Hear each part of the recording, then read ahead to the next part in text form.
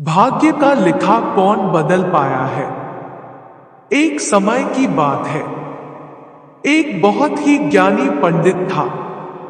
वह अपने एक बचपन के घनिष्ठ मित्र से मिलने के लिए किसी दूसरे गांव जा रहा था, जो कि बचपन से ही गूंगा व एक पैर से अपाहिज था।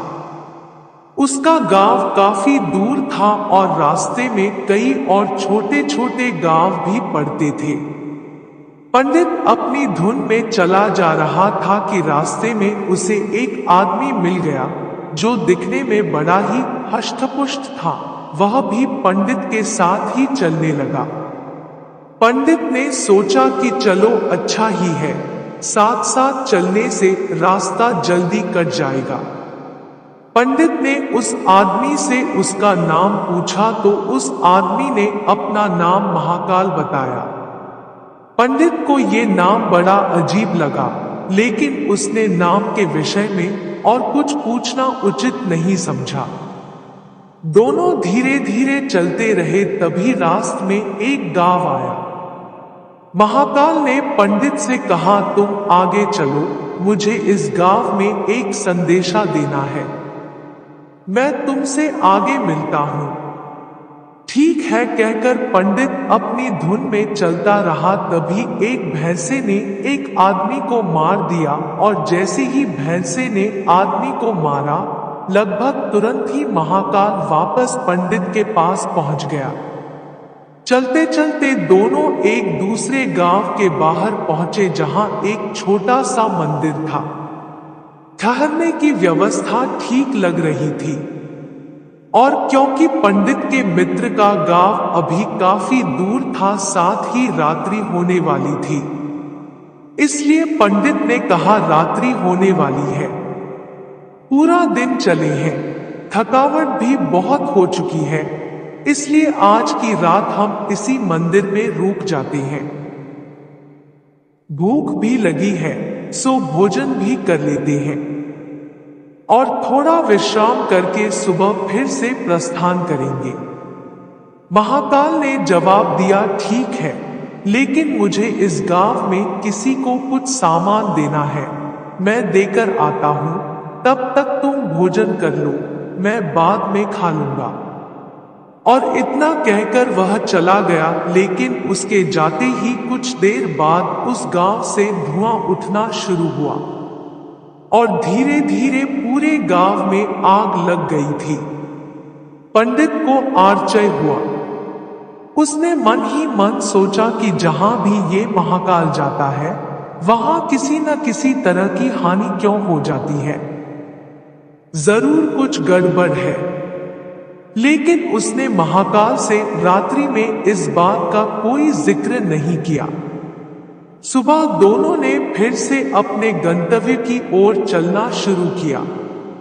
कुछ देर बाद एक और गांव आया और महाकाल ने फिर से पंडित से कहा कि पंडित जी आप आगे चलें, मुझे इस गांव में भी कुछ काम है, मैं आपसे आगे मिलता हूं।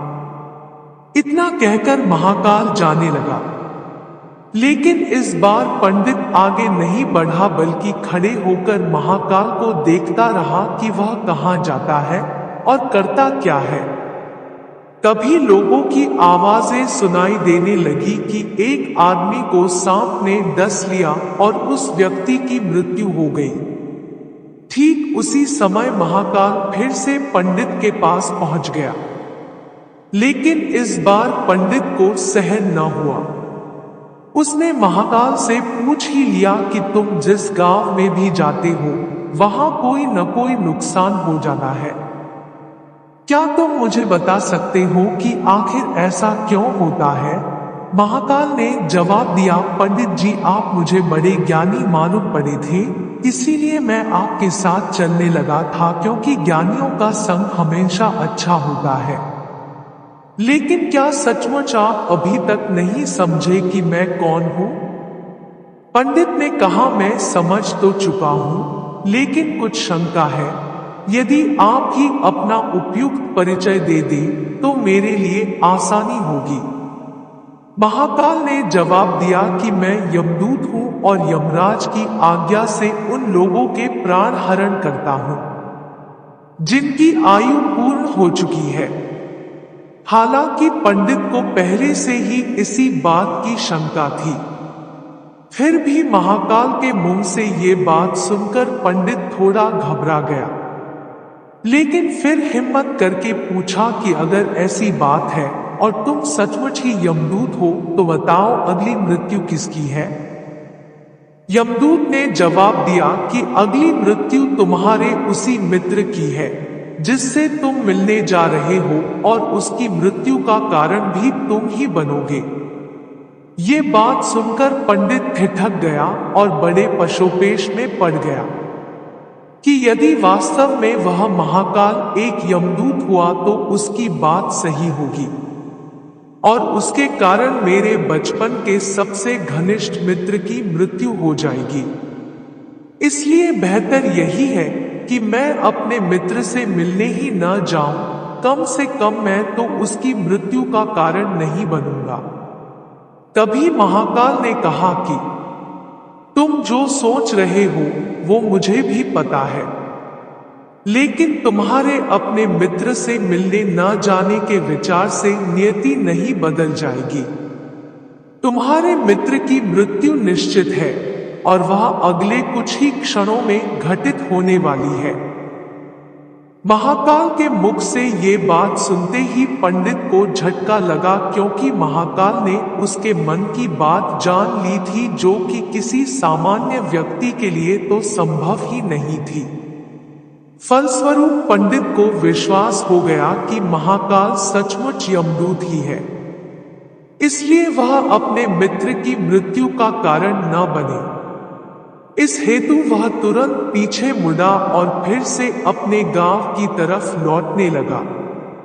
परंतु जैसे ही वह मुड़ा, सामने से उसे उसका मित्र उसी की ओर तेजी से आता हुआ दिखाई दिया, जो कि पंडित को देखकर अत्यधिक प्रसन्न लग रहा था। अपने मित्र के आने की गति को देख पंडित को ऐसा लगा जैसे कि उसका मित्र काफी समय से उसके पीछे पीछे ही आ रहा था। लेकिन क्योंकि वह बचपन से ही गूंगा व एक पैर से अपाहिज था, इसलिए न तो पंडित तक पहुंच पा रहा था, न ही पंडित को आवाज देकर रोक पा रहा था। लेकिन जैसे ही वह पंडित के पास पहुंचा, अचानक न जाने क्या हुआ और उसकी मृत्यु हो गई। पंडित हक्का बक्का सा आश्चर्य भरी नजरों से महाकाल की ओर देखने लगा, जैसे कि पूछ रहा हो कि आखिर हुआ क्या उसके मित्र को। महाकाल पंडित के मन की बात समझ गया और बोला, तुम्हारा मित्र पिछले गांव से ही तुम्हारे पीछे पीछे आ रहा था, लेकिन तुम समझ ही सकते हो कि वह अपाहिज व गूंगा होने की वजह से ही तुम तक नहीं पहुंच सका। उसने अपनी सारी ताकत लगाकर तुम तक पहुंचने की कोशिश की, लेकिन बुढ़ापे में बचपन जैसी शक्ति नहीं होती शरीर में, इसलिए हृदयाघात की वजह से तुम्हारे मित्र की मृत्यु हो गई और उसकी वजह हो तुम, क्योंकि वह तुमसे मिलने हेतु तुम तक पहुंचने के लिए ही अपनी सीमाओं को लांघते हुए तुम्हारे पीछे भाग रहा था। अब पंडित को पूरी तरह से विश्वास हो गया कि महाकाल सचमुच ही यमदूत है और जीवों के प्राण हरण करना ही उसका काम है। क्योंकि पंडित एक ज्ञानी व्यक्ति था और जानता था कि मृत्यु पर किसी का कोई बस नहीं चल सकता, वह सभी को एक न एक दिन मरना ही है, इसलिए उसने जल्दी ही अपने आप को संभाल लिया। लेकिन सहसा ही उसके मन में अपनी स्वयं की मृत्यु के बारे में जानने की उत्सुकता हुई, इसलिए उसने महाकाल से पूछा, अगर मृत्यु मेरे मित्र की होनी थी तो तुम शुरू से ही मेरे साथ क्यों चल रहे थे? महाकाल ने जवाब दिया, मैं तो सभी के साथ चलता हूं और हर क्षण चलता रहता हूं, केवल लोग मुझे पहचान नहीं पाते।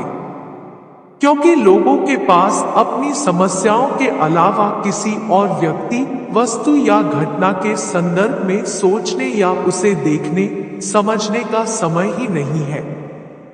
पंडित ने आगे पूछा, तो क्या तुम बता सकते हो कि मेरी मृत्यु कब और कैसे होगी? महाकाल ने कहा, हालांकि किसी भी सामान्य जीव के लिए यह जानना उपयुक्त नहीं है, क्योंकि कोई भी जीव अपनी मृत्यु के संदर्भ में जानकर व्यथित ही होता है। लेकिन तुम ज्ञानी व्यक्ति हो और अपने मित्र की मृत्यु को जितनी आसानी से तुमने स्वीकार कर लिया है, उसे देख मुझे ये लगता है कि तुम अपनी मृत्यु के बारे में जानकर भी व्यथित नहीं होगे। तुम्हारी मृत्यु आज से ठीक 6 माह बाद आज ही के दिन, लेकिन किसी दूसरे राजा के राज्य में फांसी लगने से होगी। और आश्चर्य की बात यह है कि तुम स्वयं खुशी से फांसी को स्वीकार करोगे। इतना कहकर महाकाल जाने लगा, क्योंकि अब उसके पास पंडित के साथ चलते रहने का कोई कारण नहीं था। पंडित ने अपने मित्र का यथास्थिति जो भी कर्मकांड संभव था किया और फिर से अपने गांव लौट आया। लेकिन कोई व्यक्ति चाहे जितना भी ज्ञानी क्यों न हो, अपनी मृत्यु के संदर्भ में जानने के बाद कुछ तो व्यथित होता ही है और उस मृत्यु से बचने के लिए कुछ न कुछ तो करता ही है। इसलिए पंडित ने भी किया। चूंकि पंडित विद्वान था, इसलिए उसकी ख्याति उसके राज्य के राजा तक थी। उसने सोचा कि राजा के पास तो कई ज्ञानी मंत्री होते हैं और वे उसकी इस मृत्यु से संबंधित समस्या का भी कोई न कोई समाधान तो निकाल ही देंगे। इसलिए वह पंडित राजा के दरबार में पहुंचा और राजा को सारी बात बताई। राजा ने पंडित की समस्या को अपने मंत्रियों के साथ बांटा और उनसे सलाह मांगी। अंत में सभी की सलाह से ये तय हुआ कि यदि पंडित की बात सही है तो जरूर उसकी मृत्यु 6 महीने बाद होगी। लेकिन मृत्यु तब होगी जब वह किसी दूसरे राज्य में जाएगा। यदि वह किसी दूसरे राज्य जाए ही न तो मृत्यु नहीं होगी। ये सलाह राजा को भी उपयुक्त लगी, इसलिए उसने पंडित के लिए महल में ही रहने हेतु उपयुक्त व्यवस्था करवा दी। अब राजा की आज्ञा के बिना कोई भी व्यक्ति उस पंडित से नहीं मिल सकता था, लेकिन स्वयं पंडित कहीं भी आ जा सकता था, ताकि उसे ये न लगे कि वह राजा की कैद में है। हालांकि वह स्वयं ही डर के मारे कहीं आता जाता नहीं था। धीरे धीरे पंडित की मृत्यु का समय नजदीक आने लगा और अंत वह दिन भी आ गया जब पंडित की मृत्यु होनी थी। जिस दिन पंडित की मृत्यु होनी थी, उससे पिछली रात पंडित डर के मारे जल्दी ही सो गया, ताकि जल्दी से जल्दी वह रात और अगला दिन बीत जाए और उसकी मृत्यु टल जाए। लेकिन स्वयं पंडित को नींद में चलने की बीमारी थी और इस बीमारी के बारे में वह स्वयं भी नहीं जानता था। इसलिए राजा या किसी और से इस बीमारी का जिक्र करने अथवा किसी चिकित्सक से इस बीमारी का इलाज करवाने का तो प्रश्न ही नहीं था। चूंकि पंडित अपनी मृत्यु को लेकर बहुत चिंतित था और नींद में चलने की बीमारी का दौरा अक्सर तभी पड़ता है जब ठीक से नींद नहीं आ रही होती। उसी रात पंडित को नींद में चलने का दौरा पड़ा। वह उठा और राजा के महल से निकलकर अस्तबल में आ गया। चूंकि वह राजा का खास मेहमान था, इसलिए किसी भी पहरेदार ने उसे न तो रोका न किसी तरह की पूछताछ की। अस्तबल में पहुंचकर वह सबसे तेज दौड़ने वाले घोड़े पर सवार होकर नींद की बेहोशी में ही राज्य की सीमा से बाहर दूसरे राज्य की सीमा में चला गया। इतना ही नहीं, वह दूसरे राज्य के राजा के महल में पहुंच गया। और संयोग हुआ ये कि उस महल में भी किसी पहरेदार ने उसे नहीं रोका, न ही कोई पूछताछ की, क्योंकि सभी लोग रात के अंतिम प्रहर की गहरी नींद में थे। वह पंडित सीधे राजा के शयन कक्ष में पहुंच गया। रानी के एक ओर उस राज्य का राजा सो रहा था, दूसरी तरफ स्वयं पंडित जाकर लेट गया। सुबह हुई तो राजा ने पंडित को रानी के बगल में सोया हुआ देखा। राजा बहुत क्रोधित हुआ। पंडित को गिरफ्तार कर लिया गया। पंडित को तो समझ में ही नहीं आ रहा था कि वह आखिर दूसरे राज्य में और सीधे ही राजा के शयन कक्ष में कैसे पहुंच गया। लेकिन वहां उसकी सुनने वाला कौन था? राजा ने पंडित को राज दरबार में हाजिर करने का हुक्म दिया। कुछ समय बाद राजा का दरबार लगा, जहां राजा ने पंडित को देखा और देखते ही इतना क्रोधित हुआ कि पंडित को फांसी पर चढ़ा दिए जाने का फरमान सुना दिया। फांसी की सजा सुनकर पंडित कांप गया। फिर भी हिम्मत कर उसने राजा से कहा कि महाराज, मैं नहीं जानता कि मैं इस राज्य में कैसे पहुंचा। मैं ये भी नहीं जानता कि मैं आपके शयन कक्ष में कैसे आ गया, और आपके राज्य के किसी भी पहरेदार ने मुझे रोका क्यों नहीं। लेकिन मैं इतना जानता हूं कि आज मेरी मृत्यु होनी थी और होने जा रही है। राजा को ये बात थोड़ी अटपटी लगी। उसने पूछा, तुम्हें कैसे पता कि आज तुम्हारी मृत्यु होनी थी? कहना क्या चाहते हो तुम?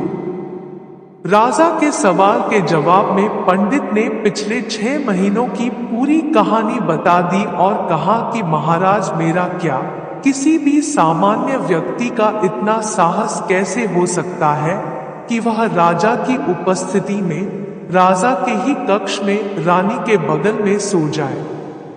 ये तो सरासर आत्महत्या ही होगी, और मैं दूसरे राज्य से इस राज्य में आत्महत्या करने क्यों आऊंगा?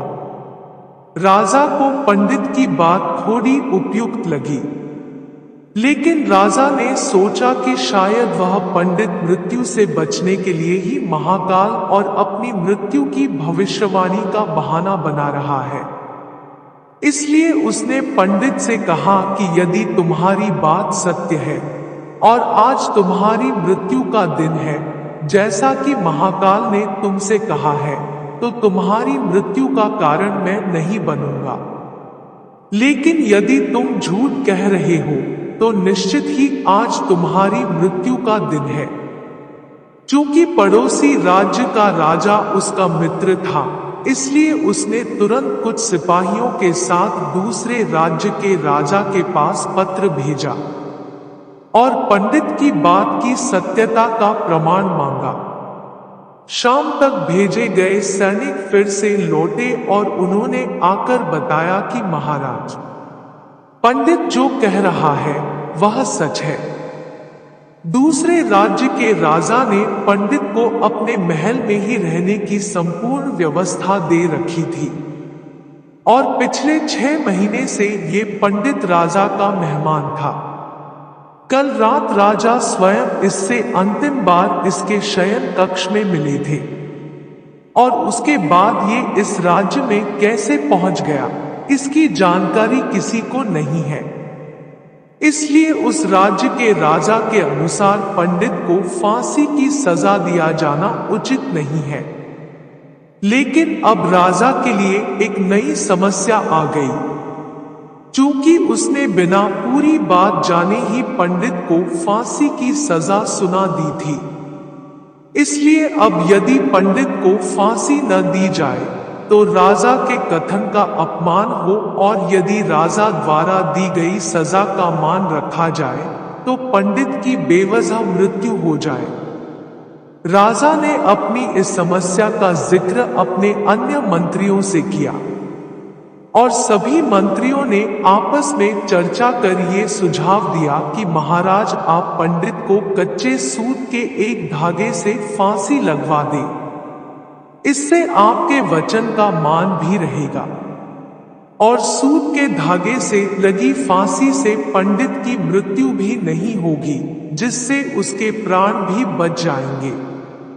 राजा को ये विचार उपयुक्त लगा और उसने ऐसा ही आदेश सुनाया। पंडित के लिए सूत के धागे का फांसी का फंदा बनाया गया और नियमानुसार पंडित को फांसी पर चढ़ाया जाने लगा।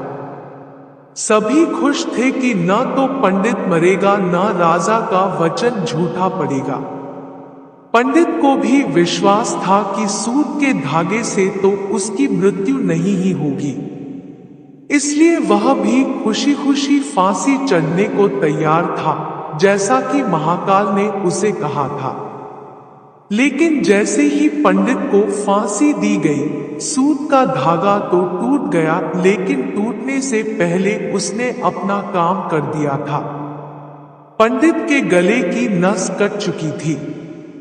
उस सूत के धागे से पंडित जमीन पर पड़ा तड़प रहा था।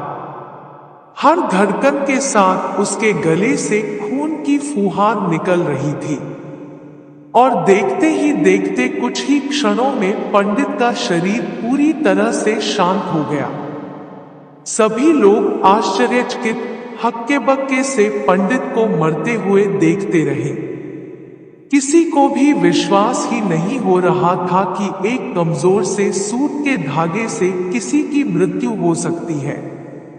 लेकिन घटना घट चुकी थी, नियति ने अपना काम कर दिया था। जो होना होता है वह होकर ही रहता है।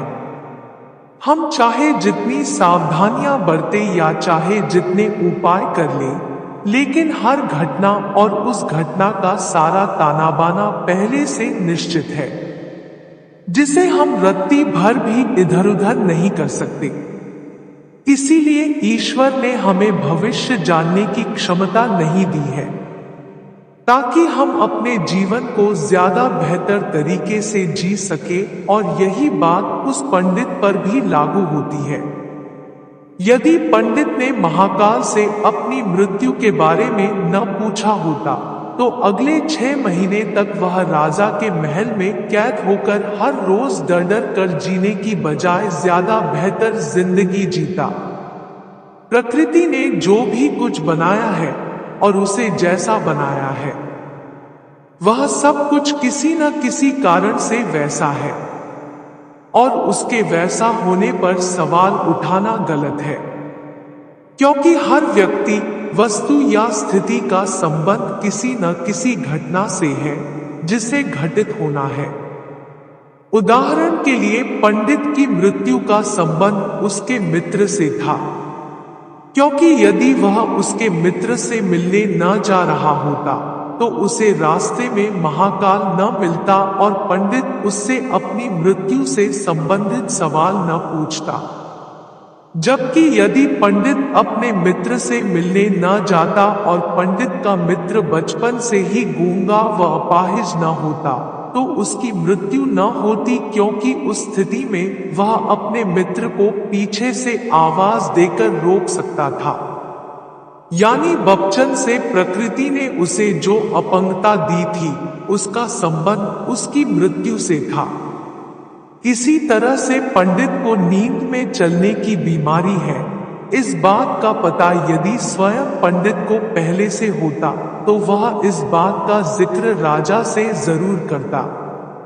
परिणाम स्वरूप वह राजा के महल से निकलता तो कोई न कोई पहरेदार उसे जरूर रोक लेता, अथवा राजा ने कुछ ऐसी व्यवस्था जरूर की होती ताकि पंडित नींद में उठकर कहीं न जा सके। यानी हर घटना के घटित होने के लिए प्रकृति पहले से ही सारे बीज बो देती है, जो अपने निश्चित समय पर अंकुरित होकर उस घटना के घटित होने में अपना योगदान देते हैं। इसलिए प्रकृति से लड़ने का कोई मतलब नहीं है, क्योंकि हमें नहीं पता कि किस घटना के घटित होने के लिए कौन कौन से कारण होंगे और उन कारणों से संबंधित बीज कब, कहां और कैसे बोए गए हैं। और इसी को हम सरल शब्दों में भाग्य कहते हैं। हर हर महादेव। अगर वीडियो पसंद आई तो हमारे चैनल को सब्सक्राइब करें